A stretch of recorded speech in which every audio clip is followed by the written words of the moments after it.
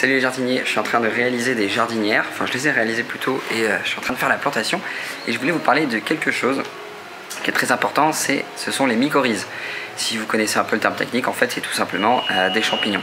On parle ici en fait de champignons qui sont dans le sol, pas forcément ceux qu'on voit sur la peau, pas forcément ceux aussi qu'on consomme nous, mais en tout cas des champignons en fait qui se trouvent dans le sol, à l'abri de la lumière, et qui sont une partie importante de la biodiversité en fait de nos écosystèmes et notamment aussi de nos forêts.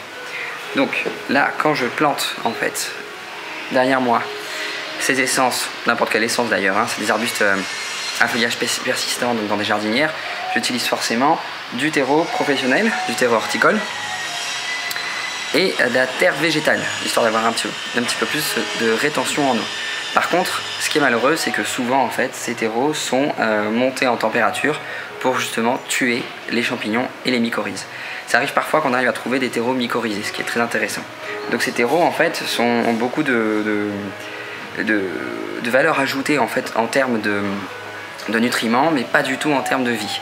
Donc, qu'est-ce que je fais? J'utilise en fait justement un amendement organique utilisable en agriculture biologique, qui est justement composé donc de mycorhizes. Donc qu'est-ce qu'on retrouve dans celui-là?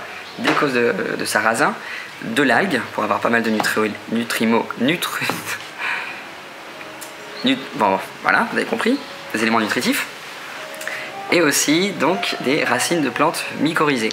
La mycorhize en fait, comment ça se passe? C'est tout simplement donc du mycélium, tous ces petits fils blancs qui vont se développer, donc, dans le substrat, dans le terreau, et qui vont faire une symbiose avec les racines des plantes présentes. Cette symbiose, qu'est-ce qu'elle va apporter? Tout simplement, en fait, des études ont montré donc, que les mycorhizes, ce sont des milliers de kilomètres racinaires, souvent dans des petites surfaces. Je ne parle pas des jardinières, hein, des surfaces un petit peu plus grandes. Ces kilomètres racinaires, en fait, rentrent en symbiose avec les racines de la plante. Et là, on a vraiment donc, une symbiose qui est gagnante-gagnante. Donc la plante, avec ses feuilles, transforme donc effectivement la lumière en sucre, donne du sucre au champignon qui lui est souterrain, alors que le champignon souterrain, lui, capte des éléments nutritifs qu'il va donner à la plante. Pour la petite histoire d'ailleurs, on s'est rendu compte de l'importance des mycorhizes au moment de la plantation des pins. Vous allez me dire comment? C'est tout simplement en fait lors de l'établissement des colonies, et notamment en Afrique, on avait à l'époque des voiliers. Et les voiliers, il nous fallait des mâts. Et l'arbre qui pousse très bien et qui procure un mât qui soit à la fois souple et bien rectiligne, c'est le pin.